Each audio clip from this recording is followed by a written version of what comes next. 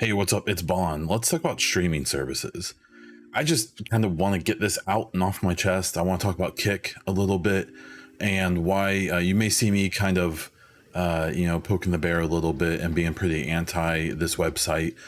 My thing isn't to be like pro Twitch. I do like Twitch. I think it's a nice platform to stream on, especially for my goals and what I'm doing as someone who does this fairly casually, but still takes it seriously and enjoys doing it when it comes to streaming and doing video games and talking to people. And my kind of high level issues with Kick are various things. So I think that their whole model of intentionally being non-profitable is problematic, and I think it is likely going to lead to them not being around for very long. They're owned by in most countries, illegal crypto gambling website, and a couple of the founders are the founders of that website. Another one of the founders is a streamer who used to be on Twitch, who got banned for gambling streams on that illegal website, and who now seems to be creative with facts and things like that, and the truth about what's going on with these platforms. Kick seems to me that accusations that they allegedly are botting their own streams to make it seem like more people are watching than really are seems possible from the things I've seen. A lot of their content is pretty interesting. They recently signed a couple big streamers like Amaranth, who is a illicit streamer, which is cool. Use what you got to do what you're gonna do.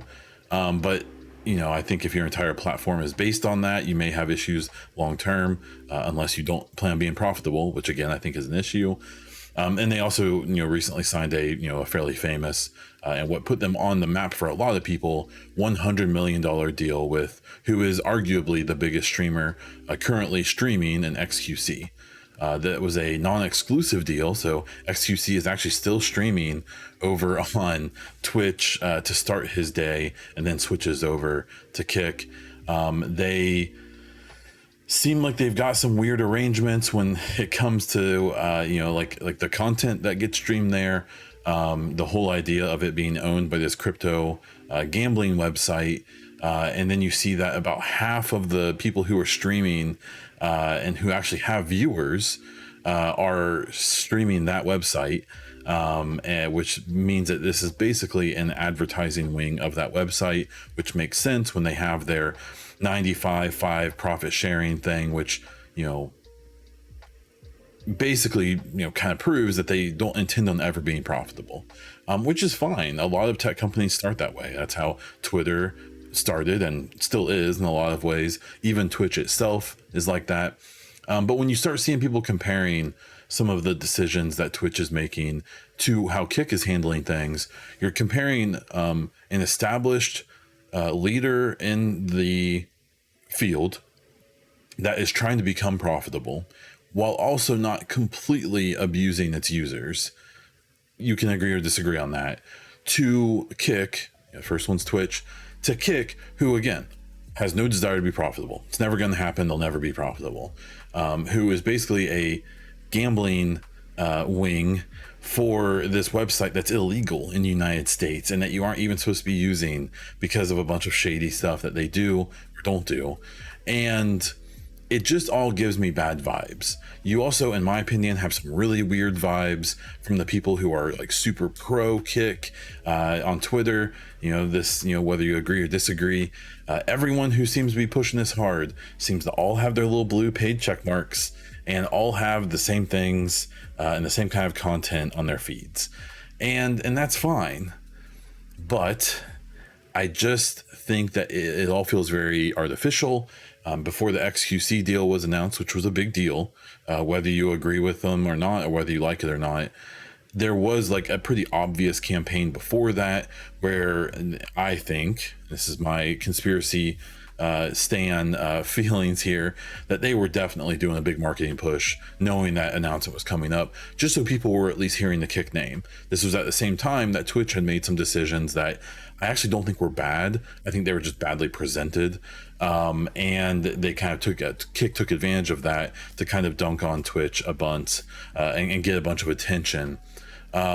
But what people don't think about and don't realize, again, it's what I said before, Twitch is trying to stay illegal. So when they're putting in these advertising guidelines and rules and stuff like that, it's because they want people to not get in trouble with the government, and for them not to get in trouble for letting people do that. They're also doing these profit sharing deals and stuff like that where, you know, it costs money for me to stream on Twitch. I don't bring in that much money for Twitch, but I probably use a lot of their resources. And so a 50-50 split isn't unreasonable if you understand the mechanics of it.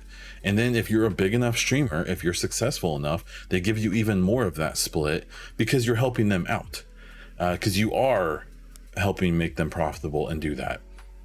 But then when you look at 50% of streamers on either of these platforms with 0 viewers, that means that all of those people are using resources of that streaming website and costing that website money with no kickback, no return. And that's why, you know, you see Twitch making these decisions that seem bad and maybe are in your opinion, and that's fine, but it's because they're trying to stay sustainable. Where you see Kick doing things that makes it obvious that that's not their goal. They aren't trying to be sustainable. They aren't trying to make money. Again, it seems like, at least for the time being, they are doing things to just try to promote their ownership, this stake.com crypto gambling website.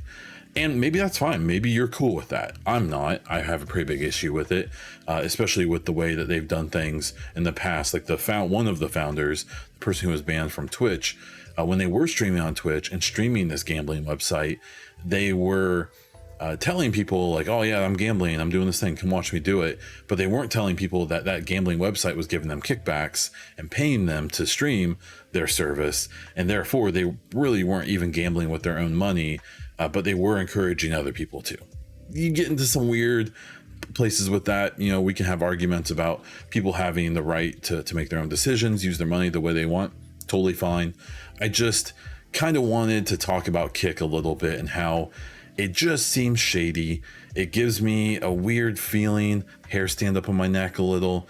It just seems like it's not as much of an answer as people want it to be. I understand a lot of people don't like Twitch, and even though I do, I get a lot of the pushback on it. I'm not going to try to pretend that, you know, Amazon is a good, well-meaning company. I do still think it's better than Stake, but you start to get into an argument there of who's worse rather than really who's better.